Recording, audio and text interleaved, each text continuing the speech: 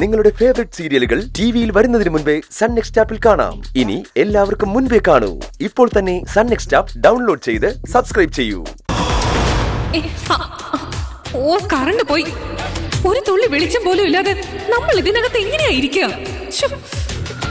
ഒരു തുള്ളി വെളിച്ചം പോലും ഇല്ലെന്ന് മാഡത്തിനോട് ആരെ പറഞ്ഞു? എന്റെ കയ്യിലുണ്ട്. എങ്ങനെ ഇരിക്കും കണ്ട ലൈറ്റർ. ഇതെന്തിനാ ലൈറ്റർ കൊണ്ട് നടക്കുന്നത്? കരുണാകരൻ സിഗരറ്റ് സ്മോക്ക് ചെയ്യോ?